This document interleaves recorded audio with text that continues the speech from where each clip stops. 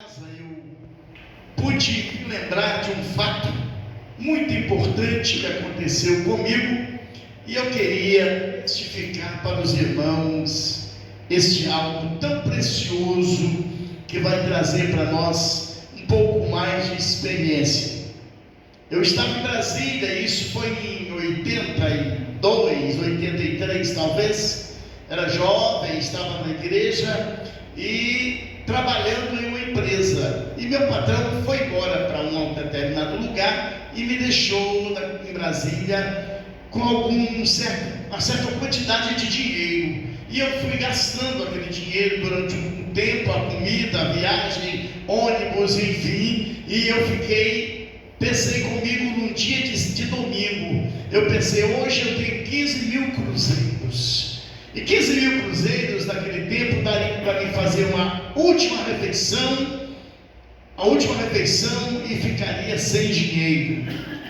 Mas fui para o culto, e lá no culto nós vimos um determinado irmão, que era diretor de uma casa de apoio, de recuperação, uma casa de crianças, eu me lembro bem, chamado Ebenezer.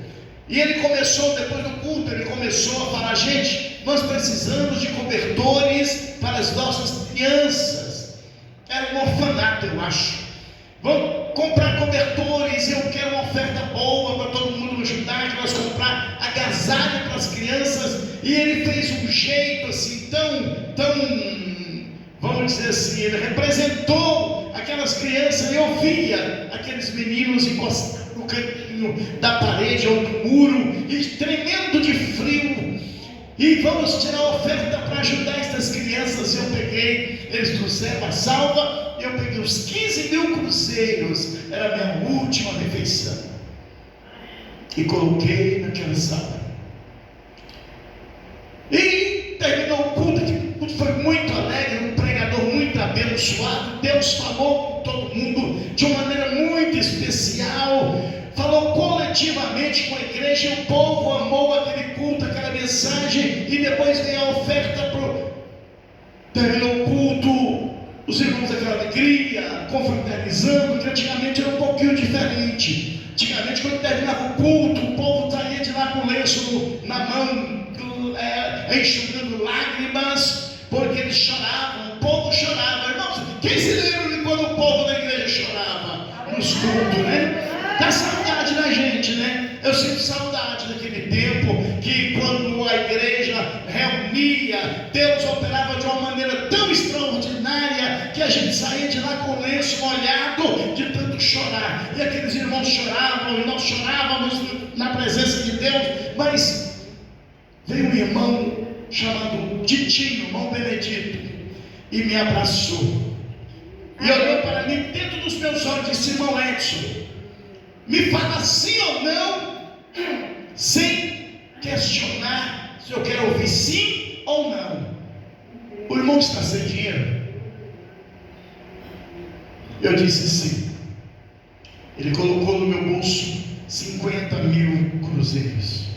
Aleluia. E disse, irmão, esse aí é só para você estar resolvendo até o seu patrão chegar. Mas espera aí. Foi lá, falou com o pastor da igreja, pastor, aquele lugar ainda está aberto ainda, aquele quarto está desocupado, nós podíamos colocar o irmão lá, porque ele está aqui, e o patrão dele foi embora, viajou para um determinado lugar, e não apareceu, e ele está em dificuldade.